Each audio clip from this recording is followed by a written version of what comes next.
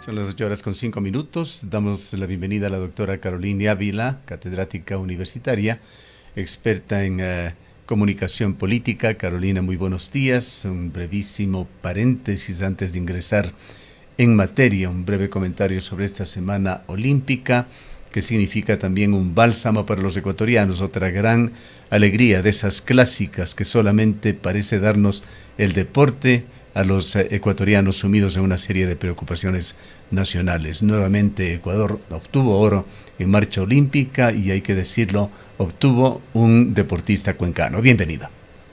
Coincidiendo, muy buenos días, querido Gustavo, con saludarle a usted, a la audiencia.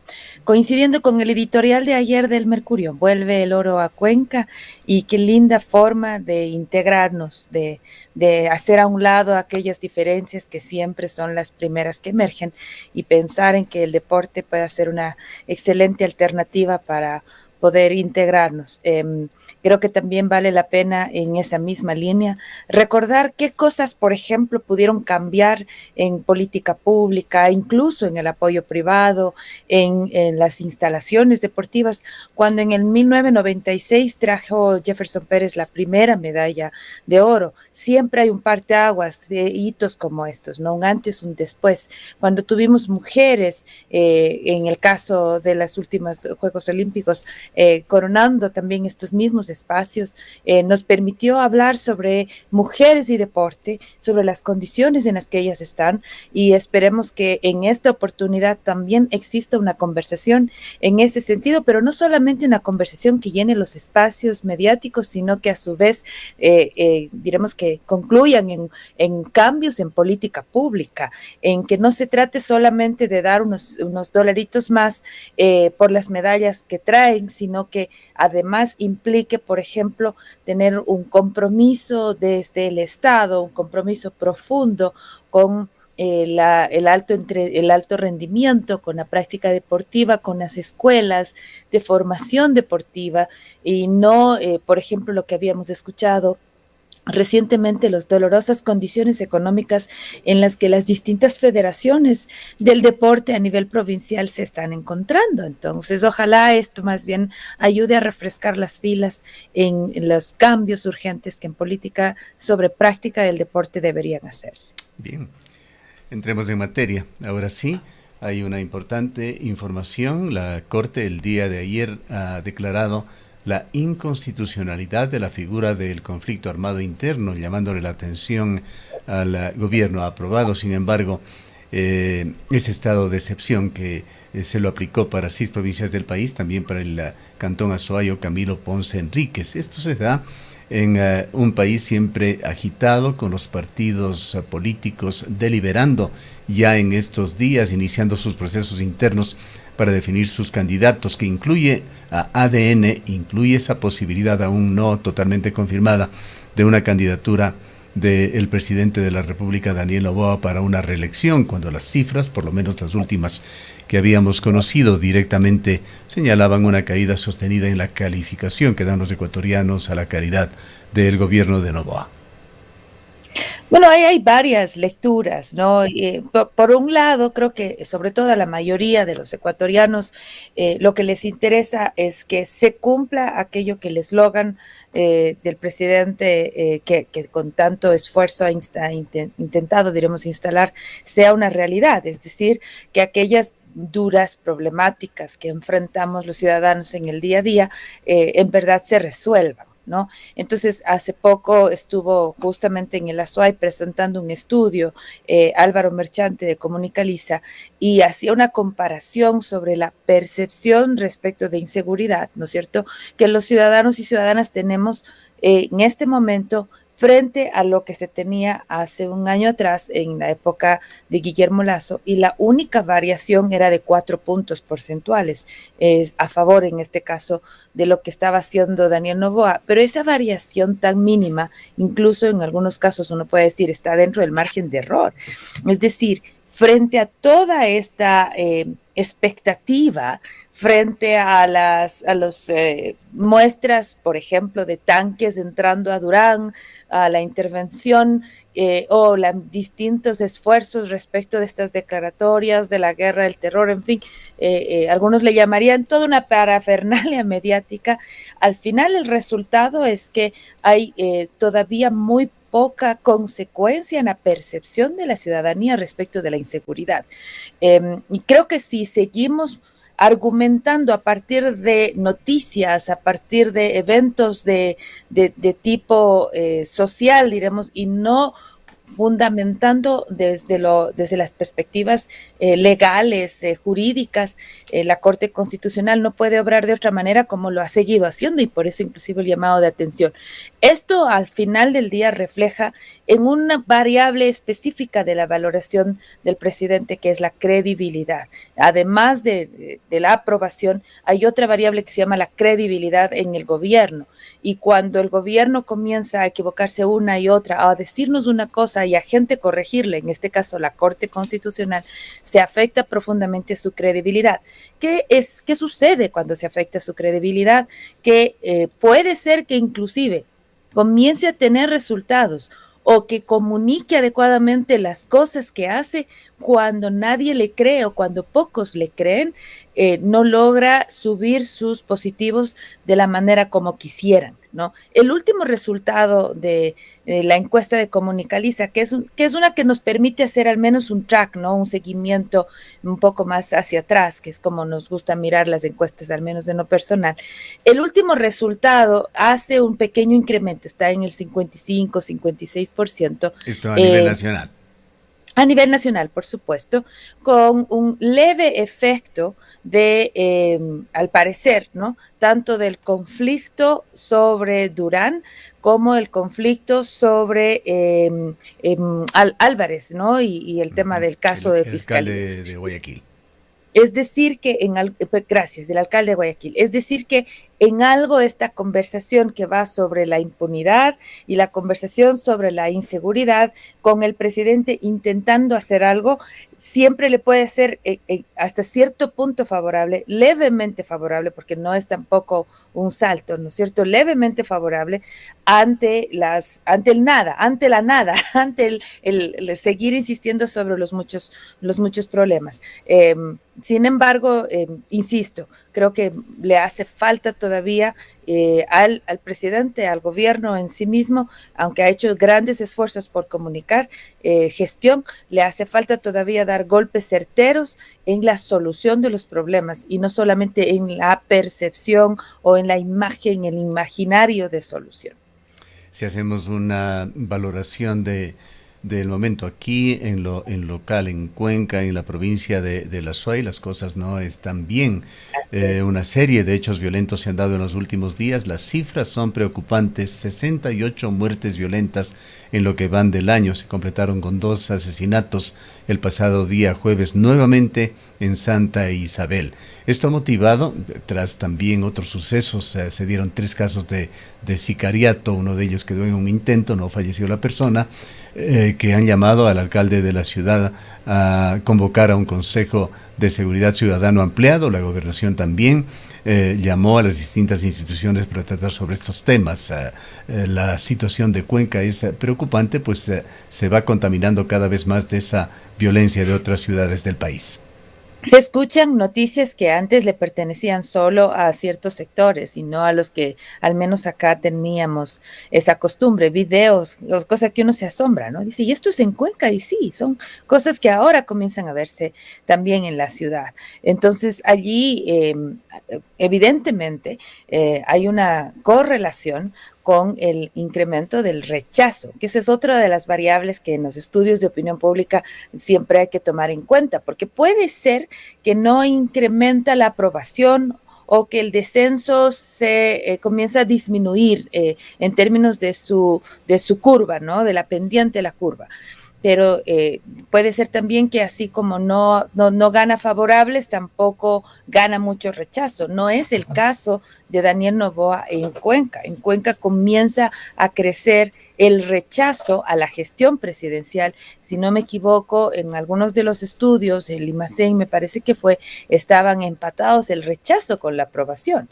Y esto, por ejemplo, debería llamar la atención, sobre todo para quienes luego se quieran enfrentar, diremos, en febrero del 2025, por ejemplo, para una asamblea, porque si es que el presidente no logra consolidar su aprobación, el arrastre que normalmente suele esperarse de quién es el mandatario, el incumbente, ¿no? Cuando hay el concepto de reelección, pues no le va a ser favorable para un equipo ya en función de candidaturas de asambleas. Eso pensando en el electoral, pero por supuesto lo inmediato es resolver la problemática que en este minuto la inseguridad genera, lo que anteriormente, por ejemplo, nos preocupaba la vialidad, sobre todo en agosto, cuando llega la temporada en la que, sobre todo cuencanos y cuencanas, intentamos tomar unos días de receso.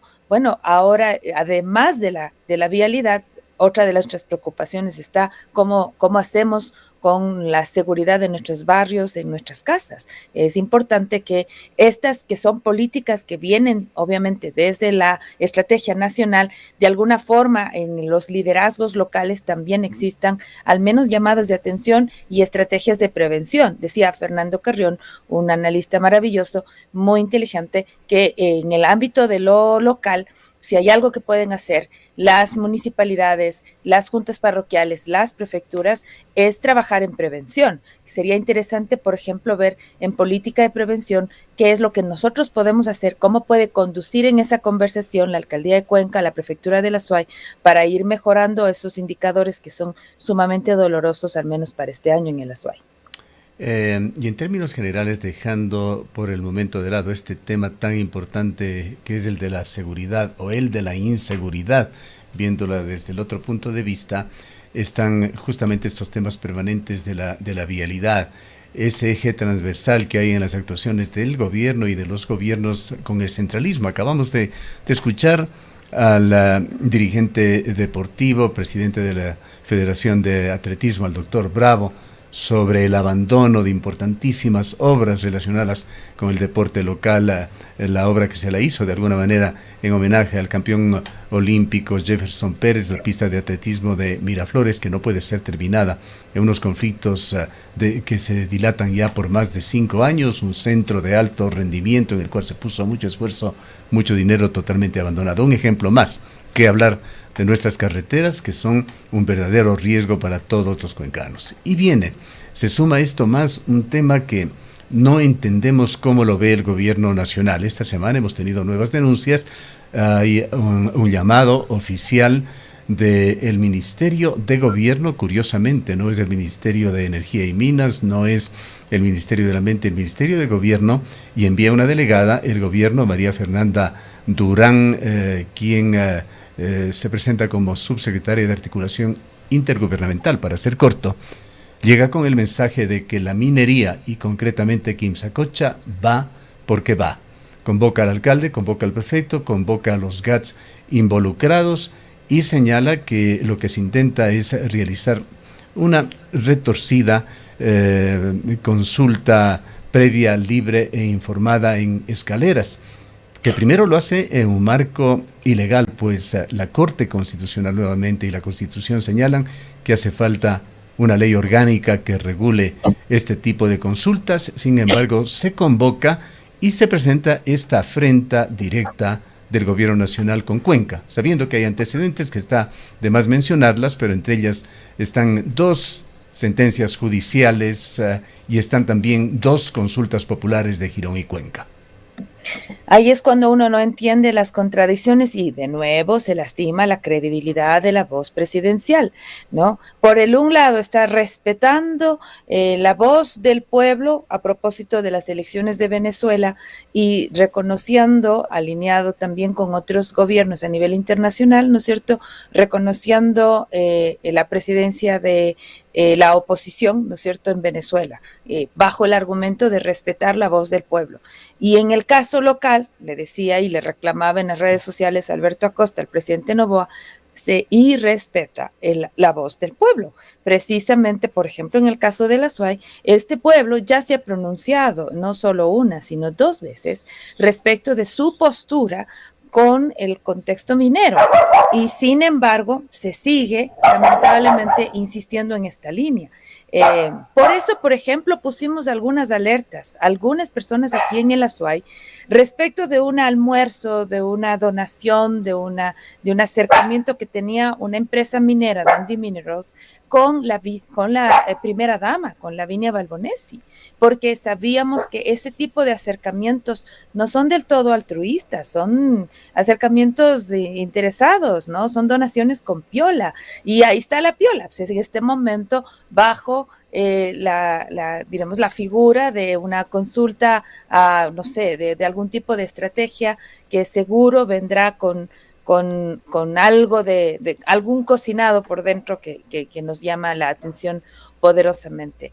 Sería interesante en ese contexto, querido Gustavo, conocer cuál es la postura de nuestras autoridades. Por ejemplo, yo recuerdo que en el momento cuando se estaba planteando con el Cabildo del Agua, con ese entonces el Foro Autónomo por el Bicentenario, la consulta sobre el tema minero, uno de los principales promotores de ese espacio fue en ese entonces concejal Cristian Zamora.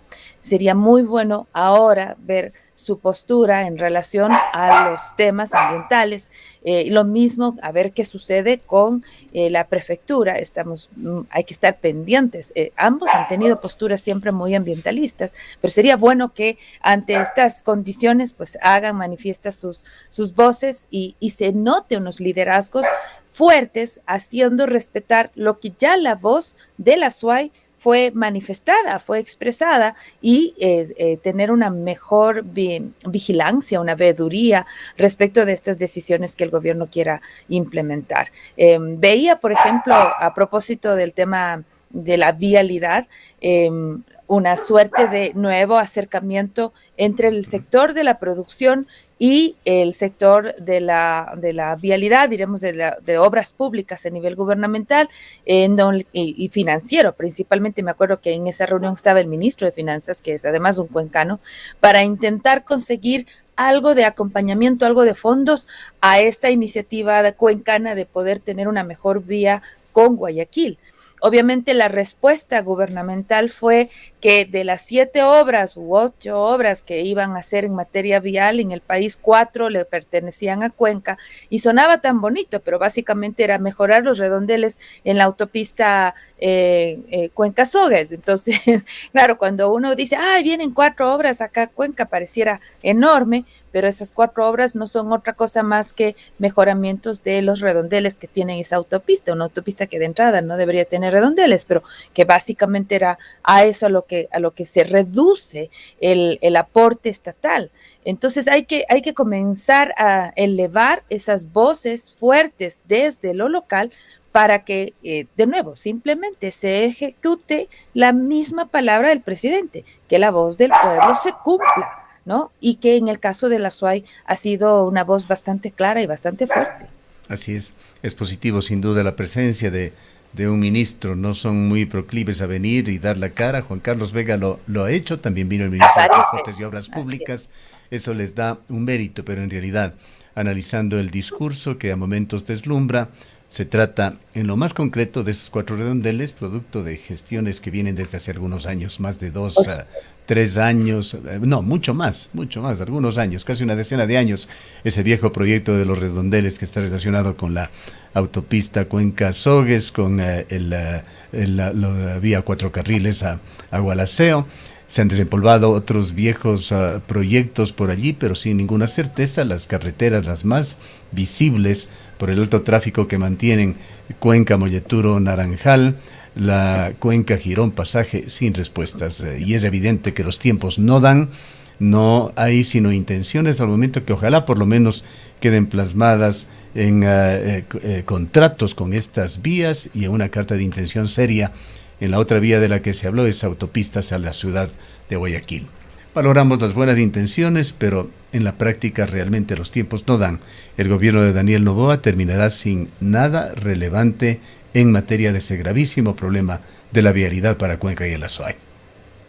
Y lo cual es injusto, Gustavo, con la cantidad de votación que recibió en la segunda vuelta Daniel Noboa aquí en el Azuay, ¿no? Aquí en Cuenca en particular. Entonces sí vale la pena que en ese sentido exista una mejor mirada, sobre todo en resultados concretos, y si es que se sigue intentando este tema minero, en lugar de responder al apoyo, se estaría insultando a la ciudad. Y sí, no habrá mucho tiempo, pero vale la pena en algún momento comenzar a indagar desde el periodismo lo que está pasando en Selec. A partir del escándalo de Mazar, hay una invasión política a decisiones que deberían ser netamente técnicas y que no le permite al sector de la energía, de la electricidad en general, de la generación eléctrica, que es en el caso también involucrado con Selec, que pueda surgir. La cantidad de gerentes que están rotando, por ejemplo, en ese espacio, es doloroso. Gente muy buena, gente muy técnica, pero que ante las sospechas políticas inmediatamente terminan descabezados. Eso no debería ser en una instancia que requiere hoy más que nunca la serenidad, la tranquilidad y toda la técnica posible para poder enfrentar épocas de estiaje, condiciones además de mucha dificultad. Por ejemplo, el tema económico, que siempre se dice, no es que no hay, es que no hay fondos. La situación energética suele tener sus propios fondos. Anteriormente se sabía solventar todos los temas de inversión con con los mismos ingresos que de la energía provenían. Ahora no pasa eso, precisamente a consecuencia de decisiones del centralismo. Pero precisamente por eso es que estamos con baja inversión en mantenimiento de estos espacios y que ahora pasan factura cuando tenemos situación de estiaje. Entonces hay que necesariamente mirar estos elementos que además nos compete como provincia, porque estaban alojados acá, estaban bien mantenidos, pero el momento que viene el centralismo, perdemos esta mirada, no solamente el control, y obviamente con las consecuencias nefastas que estamos viendo. Bien, culminemos con un brevísimo vistazo a la política nacional. Los procesos de elecciones internas de los partidos y movimientos políticos se inician ya. El reloj ha empezado a correr. Las organizaciones nacionales deben designar candidatos entre el 9 y el 17 de agosto, es decir, que en 15 días sabremos los nombres. Seguirá un proceso y estos se convertirán ya en candidatos reconocidos tan pronto como septiembre. Al momento hay, me parece que 15 precandidatos a la presidencia de la República. Álvaro Merchante decía hace unas semanas atrás que él sacaba sus números con la finalidad de ir, ojalá, y desalentando, obviamente, porque siguen siendo demasiados los candidatos que intentan un espacio en esa primera vuelta, como una suerte de primarias, si se quiere, ¿no? Por eso se aplauden estas iniciativas. En lugar de desapreciar, deberíamos más bien animar a las integraciones, los pactos. El Código de la Democracia fomenta eso, pero quizás le hace falta todavía más fuerza al estímulo de integración, de alianzas, en lugar de ir por cuerda separada, ¿no? Entonces, habrá que ver qué sucede. Me refería al famoso diálogo de las izquierdas de hace unos días atrás. Habrá que ver qué sucede en términos ya concretos de nombres, de procesos de primarias que terminen de asentarse durante estas primeras semanas de agosto y tener un panorama más claro para el mes de septiembre sobre no solamente el número de candidaturas, sino sobre los nombres que estén en la mesa. Se entiende que con una suerte de reelección o de intenciones de reelección del presidente Noboa, ese es uno de los nombres fijos. Se entiende que el correísmo tiene que plantear un nombre o un binomio y que tiene un lujo, en mi opinión, a diferencia de otros partidos y movimientos políticos, porque tiene varios nombres para poder escoger. ya quisiera la izquierda democrática, por ejemplo, tener esa posibilidad en medio de sus filas. No fue el caso y ha estado acogiendo un hijo externo, como es el que acaba de adoptar, que es Carlos Rabascal, un interesante nombre, pero quién sabe, no le alcance para dar el impacto suficiente al punto que ya creó un sismo interno con Dalton Basigalupo, que de las filas de la izquierda democrática acaba de manifestar públicos apoyos a Henry Cucalón y la propuesta que hace Movimiento Construye ya oficialmente en el centro derecha, ¿no es cierto? Y en el caso de Construye, yo diría un poquito más hacia la derecha que hacia el centro. Está allí también la discusión de qué va a pasar con el Partido Social Cristiano, ¿no? Se sabe de Henry Cucalón, pero que no es el único nombre, y sobre todo en el caso de ellos, decidir si salir por asociaciones o de manera propia. Ellos habían intentado hace 2 años atrás con Topic y ahora probablemente van a ir con candidato propio, diremos. Entonces, habrá que ver si es que Kronfle es suficiente soporte, colchón, para poder, en el caso de ellos, tener un poco más de 12 asambleístas, que es hasta ahora el número que han intentado sacar, ¿no? Eso en la piscina de la derecha. En la piscina de la izquierda todavía queda la expectativa sobre lo que suceda como resultado de estas conversaciones. Lo más probable es que cada uno salga con su propio candidato o candidata y que para la segunda vuelta, una suerte de pacto de no agresión al estilo francés, termine confluyendo fuerzas para enfrentar desde la izquierda a la candidatura que salga victoriosa en la derecha, diríamos así. Así, de alguna forma, intentar cambiar, decía yo, el guión que ya más o menos tenemos conocido, ¿no es cierto?, que en segunda vuelta se enfrenta el correísmo con la derecha. Pues ver si en segunda vuelta no solamente es el correísmo el que se enfrenta, sino la izquierda unida hacia la candidatura que de la derecha surja en esta primera vuelta. Va a ser interesante el análisis en septiembre. No dejemos fuera el caso de Venezuela. El gobierno ecuatoriano ayer reconoció al gobierno de Edmundo González como el legítimo en Venezuela, siendo Ecuador el 8º país en reconocerlo. La pregunta es, ¿funcionarán este tipo de presiones, el aislamiento internacional, las eventuales sanciones económicas que se darán a Venezuela para vencer a esta torpe dictadura de Maduro, sabiendo que este tema tiene delicadas connotaciones geopolíticas? Yo creo que el escenario es sumamente doloroso porque cualquiera de los que termine, diremos que afirmándose en el poder o reafirmándose, cualquiera de los dos escenarios, deja a Venezuela en unas condiciones muy duras, críticas y yo además añadiera dolorosas porque el hecho de tener al pueblo así dividido en un proceso postelectoral, cuando lo que debería pasar es que se daba esta luna de miel, se le dan estos 100 días, se le permite al gobernante poder ejercer su plan de gobierno, al menos en un espacio de tregua. No lo van a tener, indistinto de quién se siente, indistinto del resultado que al final termine diciendo alguno de los árbitros, porque ya en este minuto ni en los árbitros se cree. Y es muy, muy triste la situación que termina sucediendo en Venezuela, en mi opinión, en errores tanto del gobierno como de la oposición. A mí me parece que teniendo actas, la oposición podía inclusive tener un poco más cuidado en el control de su comunicación aquel primer día, ese domingo, para poder ganar incluso más credibilidad. En este minuto la narrativa sobre la credibilidad, no hay duda, tiene la oposición, porque ha mostrado las actas, pero también se da que el día de ayer, al no presentarse la oposición a esta situación, yo sé que para muchos puede ser como un escenario más, ¿no? Al poner jueces a tratar de deliberar sobre actas, ¿no es cierto?